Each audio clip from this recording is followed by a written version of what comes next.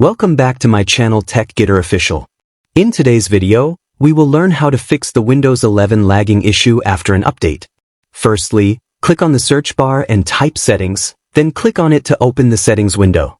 After that, click on Privacy and Security. Now scroll down a little and click on Speech. Here, turn off the Available option, as this feature runs background services that are not required for most users. After turning it off, click on the Back option. Next, click on Notifications. Here, look for the option called Notification Access and turn it off. Disabling this reduces unnecessary background activity and improves system responsiveness. After that, click on the Back option again. Now click on Phone Calls and turn this option off as well, since it is not needed for most PCs and can run background processes. After completing these steps, close the Privacy and Security section.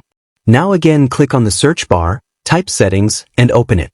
This time, click on Apps, then select Installed Apps. Here, you will see a list of all installed applications.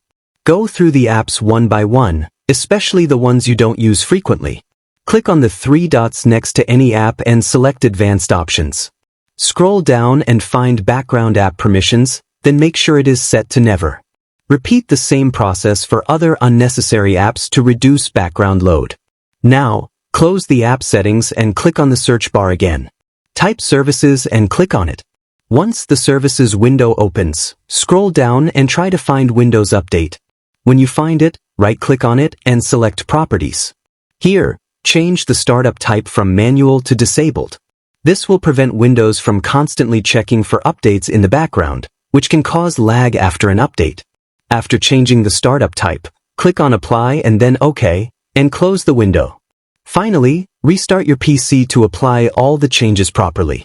After restarting, you should notice improved performance and reduced lag on your Windows 11 system. Thanks for watching. If this tutorial was helpful, make sure to like, comment, and subscribe to Tech Getter Official.